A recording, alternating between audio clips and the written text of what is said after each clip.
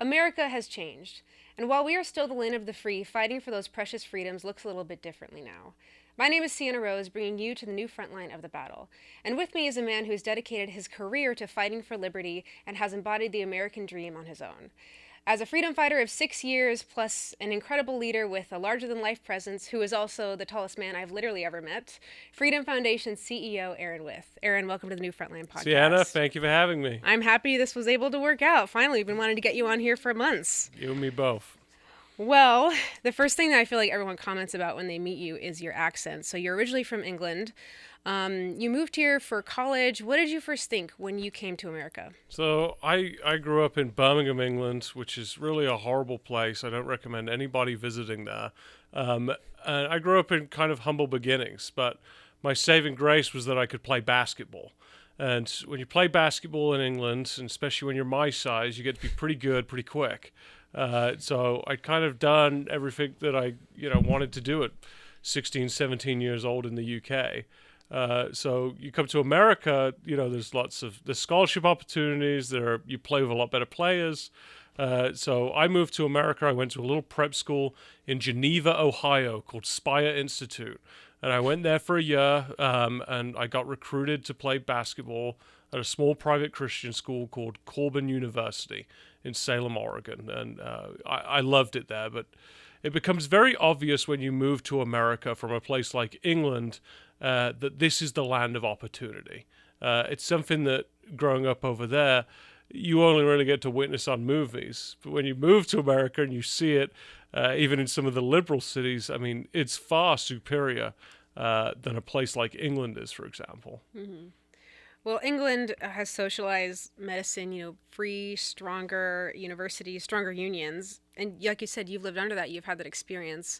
What don't Americans understand about that versus being able to live in a free society where, like you said, we're the land of opportunity? So when you're born in England, you're really born into a class system. Because the way that taxation and regulation and red tape works, there are no real opportunities to move out of your socioeconomic environment. So yeah, I was born into humble beginnings, and humble beginnings where I left. So the reason that is, though, is because of the regulatory environment that they have. Like, when I talk to some of my friends over there, like, their big concerns are about paying tax bills. I mean, they're disguised as I went to university, so I have college debt. In America, most of that is privatized. In the UK, it's all ran through the government, so it's deducted out of your taxes. You pay a tax to own a television in the UK. Really? Yeah. I mean, the list of taxes that goes on over there. My sister, my younger sister, she'd be a low earner in America. She'd probably be somewhere in the poverty line. She pays more proportional income tax than certainly all of our employees at the Freedom Foundation, because they have socialized medicine, because of all the things that the government is, quote, providing, or really what I say is forcing people into. So yeah, I mean, in the US, there are flaws to our healthcare system, don't get me wrong, but it's certainly a lot better than the socialized system that they have in the UK.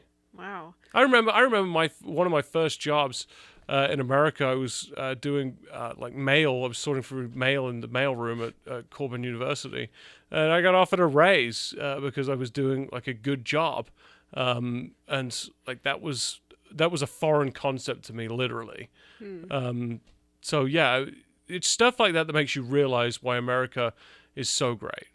I'm curious, was there a difference in working culture too? Like, you were surprised that you got a raise because you were doing a good job. Are there any other big differences that you noticed, especially maybe as you came to work for Freedom Foundation? Well, it made me want to work. I mean, when I came to the Freedom Foundation, I started as an intern. I was knocking on doors, telling people to leave their unions as a summer internship in Washington State.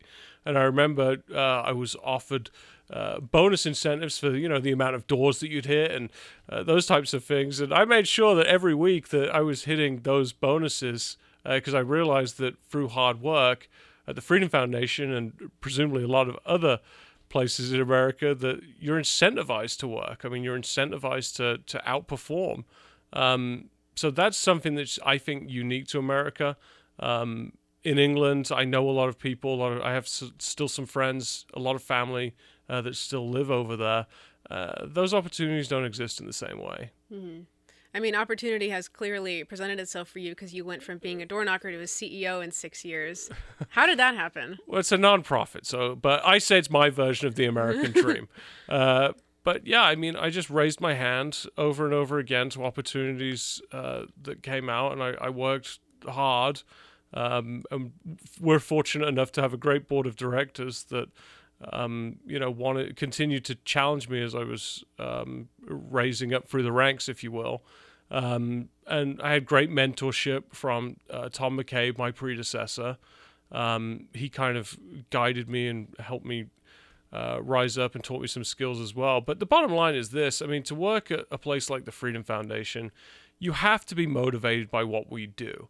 And that's what gets me up every morning, is I believe that government unions are the number one they're the number one industry that will prevent America from continuing to be free, continue to have this thriving capitalist economy. They want America to be a socialist country. So my motivation is to make sure that my daughter and family afterwards don't have to grow up in the same environment that I did when I was a kid. Mm-hmm. So that's enough to get me up in the morning to do this work. And if I have to be the CEO to make that happen, then I will. You've used that line before a few times, like unions are the number one threat to the American dream. Why do you think unions are worse than any other of the myriad of threats that are in our nation right now? I think that the scandal of a government union is that they're taking this money from teachers and other public employees and funneling it into their own radical political agenda. There's no other industry in America where they're taking money from other people and spending it on a large political agenda. I mean, people talk about, oh, well, Wall Street's buying politicians and like all these other private sector industries. The bottom line is other industries, they have to earn their money from their clients or from their customers. In the teachers' unions and other government unions, in most cases, they're either forcibly taking union dues from people or they've coerced people into joining to give them $1,100 a year.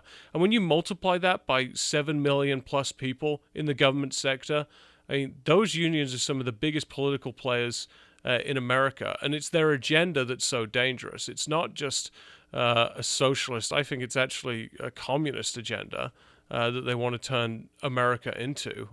So, yeah, I think that if the Freedom Foundation doesn't put these unions in check, then that is the direction that America is going to go. It's going to be like England is today, 50 years from now. Mm-hmm. Well, for anyone who maybe struggles to know the differences, can you maybe give me just a quick rundown between like what government unions do, can't do, versus what private sector unions do or can't do? So the difference between a private sector and a public sector union is that a government union, a public sector union, they are taking money from public employees, which is ultimately funded by the taxpayer. So they have a direct incentive to increase the size of government by increasing the amount of taxes that are taken out of the paychecks of private sector industries and private sector, people. Whereas in the private sector, the bottom line that they are more concerned about is the company's bottom line. So they actually have an incentive for the company to do well. Now, there are a lot of bad actors in the private sector unions as well. I mean, the Teamsters is certainly top of that list. But at the very least, the incentive structure is different. In the government sector, their incentive structure is to raise taxes, grow government, hire more public employees so they can take more money in union dues, and then they will use that money to get elected leftist radical politicians that will agree to do all of those things. Mm-hmm. Well, you wanted people to know more about this, so you wrote this book back here, Freedom is the Foundation. Can you summarize for anyone who hasn't read it, like what's the main argument of the book, and what do you want people to take away from reading something or knowing that? That America, if we leave it to government unions, America will go in the wrong direction. And the fight that the Freedom Foundation has picked with these government unions, I think, is the most important fight that we can win. I want people to know the size and scope of this fight and this mission. And it's not government unions have built a multi-billion-dollar monopoly over the course of 70 years. It's not going to be one that's going to be unwound quickly, but it's one that needs to be unwound, and the Freedom Foundation is on the front line of doing that every day. Mm-hmm. You mentioned how your family and knowing that you want to set them up for success in the future through what you do for work is part of it. What else drives you and keeps you motivated to do this work, even knowing that it's kind of an uphill battle because government unions are incredibly powerful? It's the right thing to do. I mean, there are so many public employees in America. I hear their stories literally every day in our office. I mean, they're coerced into union membership. They have no idea that they can leave. They feel intimidated and forced to stay in. And these are people they're doing public work. I mean, you talk about a teacher that's earning $70,000 a year and she's having $1,100 a year taken out of her paycheck. I mean, that's a lot of money to people. And the union, their goals of it is to spend it on politics. So for me, yeah, that's part of the motivation too, is we get to help people. When every day at the Freedom Foundation, our staff gets sent an email in the morning that says how many people we got out of the unions the day before. And what I really want our staff and our board and our donors and everyone to know is that these are real people with real stories that would still be forced into or coerced into union membership had it not been for the Freedom Foundation contacting them and assisting them getting out of those unions. Yeah, I see those emails. I didn't know that was a ask from you. Yeah. That's good to know. So let's talk a little bit about, I'm always curious about, like we just talked about, what drives you. Do you think that this ambition to do this sort of work would have always existed in you, or do you think that coming to America and learning what you did amplified that or changed it? Oh, it completely amplified it. I mean, when I moved to America, I didn't know anything about business or politics or economics. I just knew how to put a basketball into a hoop. Unfortunately, I was quite good at it. But yeah, when you move to America, I got passionate about it after moving here because I just saw what the left was trying to do. I mean, in Oregon, I talked to you about getting a raise. Mm-hmm. That raise was made irrelevant the year after because the legislature passed a minimum wage bill in order to raise everybody's minimum wage. Really what they were doing is forcing people out of jobs because companies couldn't hire people in the same way, or they had to fire people. And it increased the lowest level of workers to a minimum standard that really should not have been the minimum standard. I mean, when you talk about minimum wage, like, it sounds good in theory, but in reality, what it does to businesses and what it does to individuals, I mean, what it does to the workers, you look at what they're doing at McDonald's, they're inputting those machines so they don't have to have people working behind the desk over there. Mm-hmm. The reason that they're doing that isn't because they want to do it. They want to have people work for them, but it just doesn't make sense economically for them. Yeah.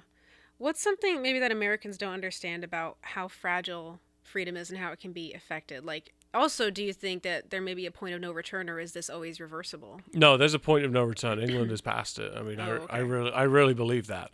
I mean, you go back there, it's just, one, it's dangerous. I mean, you go into some of those cities like Birmingham, like London, they're dangerous. Crime is crazy over there. But further, you look at the economics over there. I mean, there's just no opportunities to prosper like there are in America. America has not gotten to that point. I mean, America is still the free beacon in the world. Mm-hmm. It's still the place that everybody wants to move to.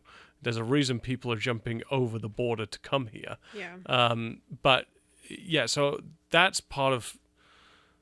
We have to do these things to preserve society in America. We cannot let the left take over like they have in the UK and other places. Mm-hmm. Is there like a warning that you would give to Americans just about like how fragile this is and how important it is to be aware of what's happening and know what other outside forces are playing their hand, as it will? Because I feel like a lot of people don't know about what's going on with government unions. Heck, all of my friends down here, when I try and tell them what's going on, it goes right over their head. They don't know what's happening. I mean, I love speaking with younger people that have kind of this socialist view on things, but have never been outside of America. Like, they complain about socialism on an iPhone, like tweeting that costs like $1,000. Like, what? Yeah, I don't think. let me put it a different way. Prosperity has got us to where we are in the United States, where we just take so much for granted over here. Um, it's amazing what prosperity has done. Don't get me wrong.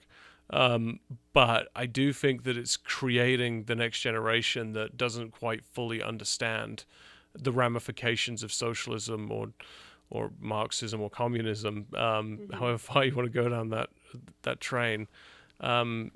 In terms of its fragility, I mean, policies and elections have consequences. So Americans need to be mindful of those things. Yeah.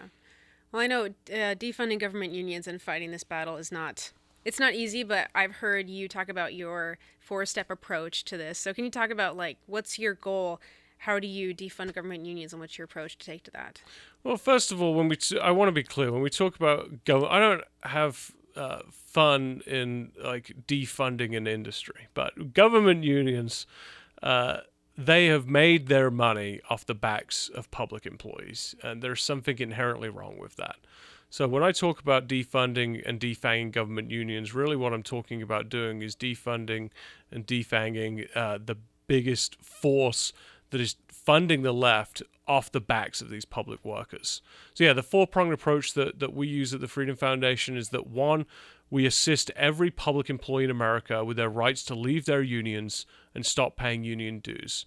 There are still a vast majority of public employees in America that have no idea that they can leave their unions. They have no idea that this right exists, and even if they did, they certainly have no idea how to execute on exercising it. So we have, a team of people that are dedicated to educating people and helping people to get out of their unions. And since 2018, we've helped around 250,000 people get out of their unions and stop paying union dues, which has put roughly $600 million back into their pockets and out of the union's radical political agenda. And secondarily, we litigate. I never thought that we'd have to have as large of a legal team as we do, but yeah, we have 10 attorneys on staff, I think 4 or 5 paralegals, 65 plus active cases against these unions, and most of them are on behalf of public employees that have been mistreated by their unions. Mm-hmm. I mean, one of the cases that we have right now in Southern California is on behalf of 7 Jewish professors whose union was, I'd say, violently anti-Semitic. These Jewish professors claim, rightfully I think, that their union hates them. And even though they're not members, they still are forced into being represented by them when it comes to collective bargaining and grievance disputes. So their argument is that how can we, with a straight face, trust a union that hates us to go to bat for us against our employer if there is ever a discrepancy? That's radical to me that these teachers, these professors are forced into that in America today. Mm-hmm. So the U.S. Supreme Court has to take that up and has to do something about it. The third component is legislate. We pass legislation across the country that helps give public employees more freedoms and also eliminates taxpayer support for government unions. There are a lot of handouts that the government give, especially in blue states, to government unions today. So we seek to eliminate that where possible. And then lastly, the 4th prong, the newest prong, is the Teacher Freedom Alliance, which I'm sure you'll speak to Ryan Walters, our new Teacher Freedom Alliance CEO, at some point. I've heard you talk a few times about how the nonprofit status that Freedom Foundation has, that we're different than other nonprofits because we have measurable goals, we're laser focused, we have a mission oriented, we have a board that directs us, and we have you as a CEO who keeps us on track and guides the ship whenever it's needed. Yeah, I mean, what we do is measurable, for one. We can tell you exactly how many people we free from unions and how much money that puts back in these public employees' pockets. We can also tell you how effective our work is. So every dollar that we spend today costs government unions $6. And then we can also tell you how much money it costs to free somebody from a union. Right now it's about $125 per person. So I think those 3 things make the Freedom Foundation unique. I don't think there are many other nonprofits in America that can deliver on those 3 things. Yeah, I mean, I'd agree. Well, are there any other questions that you wish I'd asked you, or anything else that you think is important to know about this fight for anyone who's just coming into this? I think that for most people, government unions have a positive reputation. I think that when people think about unions, they often think about blue collar workers, people that are, working car manufacturers, for example, or something like that. With government unions, that's not really the case. I mean, they are representing public employees that are really under no extreme threat of even being fired most times. Their incentive structure is so much so that they are incentivized to raise taxes. So I think when private sector unions were started, I think they started with noble intentions. And I think that when you have 12-year-olds working 70-hour work weeks for like pennies on the dollar in coal mines, like that's a real problem that unions addressed in the early 1900s. But today in the government sector, I don't think those working conditions are a problem in that same way. Their primary objective is to be political organizations. I'll leave you with one example. The National Education Association, one of the nation's largest government unions, they spend under 10% of their budget on, quote, representational activities. They spend over 50% on gifts to nonprofits, political gifts, and then employee compensation, internal stuff, basically. So you can't argue that their primary focus is representing teachers. Their primary goal is blowing up their own pockets by getting into politics. Well, I think that's all the time we have. Thank you for coming on the new Frontline, Aaron. Thank you for having me. I'm so glad this was able to make it happen. Yes. Thanks for watching this episode, and we'll see you next time.